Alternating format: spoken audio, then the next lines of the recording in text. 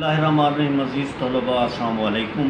Financial accounting کے 2 chapter ہم complete کر چکے ہیں، جس میں مینوفیکچرنگ کنسرن کا اکاؤنٹ مینٹین کرنا اور میٹیریل کاسٹنگ کا اکاؤنٹ مینٹین کرنا۔ آج ہم 3rd چیپٹر اس کا شروع کر رہے ہیں، جو نان ٹریڈنگ کنسرن سے ہے۔ نان ٹریڈنگ کنسرن ہوتا کیا ہے؟ Naan trading concern means the institution which are engaged in providing some social or religious relief to its members and general public۔ اس کا مقصد ہوتا ہے کہ عام لوگوں اور اس کے جو ممبر ہوتے ہیں ان کو کچھ ریلیف دینا، سوشل ویلفیئر کے کام کرنا، کوئی مذہبی ریلیف دینا، کوئی تعلیمی ریلیف دینا۔ ان کا مقصد نفع کمانا نہیں ہوتا۔ نان ٹریڈنگ کنسرن کا مین مقصد کیا ہوتا ہے؟ To provide some social relief اور ریلیجیس ریلیف اور educational relief to its member and general public, عام لوگوں کو کچھ ریلیف دینا۔ تو ہم دیکھتے ہیں کہ ان کے اندر ٹریڈنگ کنسرن اور نان ٹریڈنگ کنسرن میں فرق کیا ہے۔ There are main 7 points of differing.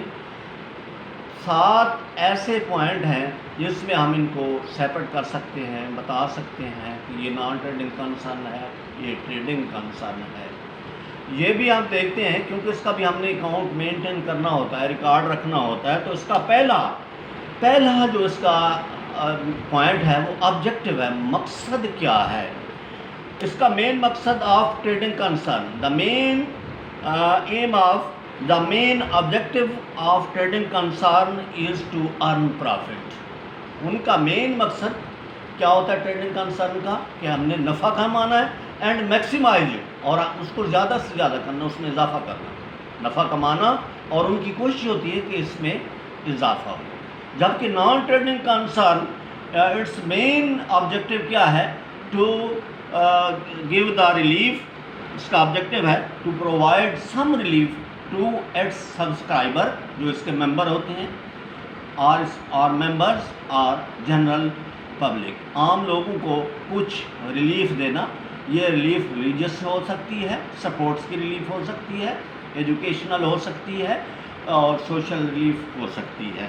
اس کا مین مقصد اس کا ٹریڈنگ کنسرن کا نفع کمانا، اور نان ٹریڈنگ کنسرن کا لوگوں کو سہولیات فراہم کرنا، وہاں پہنچانا، اپنے جو اس کے ممبران ہوتے ہیں ان کو اور عام لوگوں کو۔ Number 2، ownership. ٹریڈنگ کنسرن کے اندر آنرشپ کا تصور پایا جاتا ہے۔ اس کا آنرز کیا ہوتے ہیں؟ مالکیت کیا ہوتی ہے؟ Trading concern, ownership of the trading concern لائز in the hands of the investor. یہ کس کے ہاتھ میں ہوتی ہے؟ جو انویسٹ کرتے ہیں، جو کیپٹل لاتے ہیں، جو سرمایہ لاتے ہیں، وہی اس کے مالک ہوتے ہیں، وہی اس کے۔ They are also called share holders, partner. وہ پارٹنر بھی کہلاتے ہیں، شیئر ہولڈر بھی کہلاتے ہیں، سرمایہ انویسٹ کرنے والے۔ انویسٹر جو ہوتے ہیں مین اس کے آنرز ہوتے ہیں۔ There is no concept of ownership. Non trading concern کے اندر آنرشپ کا کنسیپٹ نہیں ہے، بٹ اس کے سبسکرائبر جو اس کو چندہ دینے والے ہوتے ہیں اور فی دینے والے ہوتے ہیں، the members of the club, the members of these societies, ان سوسائٹیوں کے ممبران جو ہوتے ہیں، چندہ دینے والے جو ہوتے ہیں، یا لیگیسیز جو وصیتیں چھوڑ کے جاتے ہیں، ڈونیشن دینے والے جو ہوتے ہیں، وہی اس کے آنر کہلاتے ہیں، وہی اس کے مالک کہلاتے ہیں۔ اس کا مالک کیونکہ انویسٹمنٹ نہیں ہوتی تو اس کا کوئی مالک نہیں ہوتا۔ Number 3، organisational set up. Trading concern کا سیٹ اپ آرگنائزیشنل ہوتا ہے۔ یہ سول ٹریڈرشپ ہو سکتی ہے، پارٹنرشپ ہو سکتی ہے، کمپنی اکاؤنٹ ہو سکتا ہے۔ ٹریڈنگ کنسرن کے اندر جو ہے کیا ہوتا ہے؟ آرگنائزیشنل سیٹ اپ موجود ہوتا ہے، جبکہ نان ٹریڈنگ کنسرن کے اندر ایسا کنسیپٹ نہیں ہے۔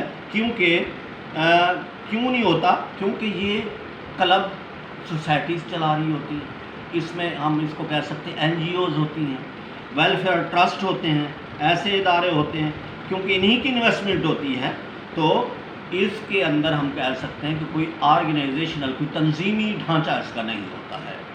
وہی لوگ جو کلب کے ممبر ہوں، کلب چلا رہے ہوں، این جی اوز ہوں، جو رفاہی کام کر رہے ہوں، رفاہی ادارے ہوں، وہی جو ہے اس کے آرگنائزیشنل سیٹ اپ میں آتے ہیں۔ Number 4، source of income.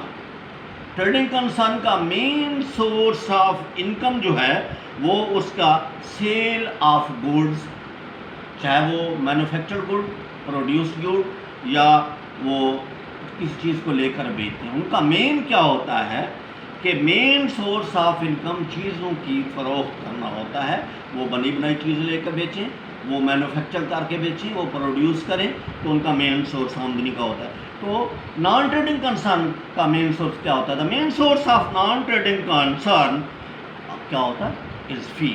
جو فی ہوتی ہے اس کے ممبران، جو اس کے ممبر ہوتے ہیں، جو اس کی فی دیتے ہیں، وہی جو یا ڈونیشن، کوئی خیرات دیتا ہے، ڈونیٹ کرتا ہے کوئی چیز، یا اکارڈنگ ٹو دا پرنسپل ہم اس کو کہہ سکتے ہیں سبسکرپشن، گرانٹس، گورنمنٹ کو گرانٹ دے دیتی ہے ایسے اداروں کو، تو ان کا مین سورس آف انکم کیا ہوتا ہے؟ کوئی گرانٹس، ڈونیشن، یا کوئی وصیت کر گیا، یا اس کے ممبران کی جو فی، جو اس کے ممبر ہوتے ہیں ان کی فی ہوتی ہے۔ Number 5، books of account. Trading concern کے اندر پراپرلی بکس آف اکاؤنٹ جو ہے مینٹین کی جاتی ہیں، جیسے جنرل ہے، لیجر ہے، یہ چیزیں بنائی جاتی ہیں، اور ٹرائل بیلنس بھی تیار کیا جاتا ہے۔ جبکہ نان ٹریڈنگ کنسرن کے اندر پراپر بکس آف اکاؤنٹ نہیں ہوتی، only cash book and receipt and payment account جو ہے وہ مینٹین کیا جاتا ہے اس کے اندر۔ Number 6، final account. At the end of the year trading concern کے اندر ہم فائنل اکاؤنٹ بناتے ہیں، یعنی کہ انکم اسٹیٹمنٹ اور بیلنس شیٹ کو ہم پریپیئر کرتے ہیں، جبکہ دے ڈو ناٹ جو ہے نا، جو نان ٹریڈنگ کنسرن کے ہیں وہ صرف کیا کراتے ہیں؟ وہ prepare income and expenditure account بناتے ہیں، اور ریسیٹ اور پیمنٹ، یا آپ کہہ سکتے ہیں کہ اس کے اندر کیونکہ وہاں پرافٹ دیکھنا ہوتا ہے، اس لیے انکم اسٹیٹمنٹ اور بیلنس شیٹ بنائی جاتی ہے۔ جہاں یہ وہ لفظ پرافٹ نہیں کراتا، یہاں ڈیفیسٹ اور سرپلس کہ کمی ہوئی یا زیادتی ہوئی فنڈوں کے اندر، ڈیفیسٹ کا نام دیا جاتا ہے، یہاں گھاٹے کا نام دیا جاتا ہے۔ گھاٹا آیا، پرافٹ اور لاس نہیں، وہ گھاٹا نہیں، اس کے اندر کمی آئی یا اس کے اندر اضافہ ہوا ہے۔ 7واں نمبر ہے آنرز ایکویٹی۔ ٹریڈنگ کنسرن کے اندر آنرز ایکویٹی کا تصور ہوتا ہے۔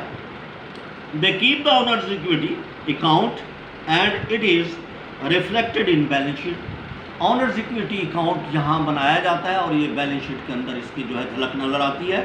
وہ کیسے بناتے ہیں کہ ان کا جو ایسٹس ہیں ان کے مقابلے میں ان کا سرمایہ اور ان کی ذمہ داریاں کتنی ہیں، جبکہ نان ٹریڈنگ کنسرن کے اندر جو ہے کیپٹل انویسٹمنٹ نہیں ہوتی، اس لیے یہاں آنرز ایکویٹی کا یا بیلنس شیٹ کا تصور نہیں پایا جاتا۔ یہ فرق نکات ہے میرا، کل جو ہے انشاءاللہ اس کو آگے لے کے چلیں۔ Thank you.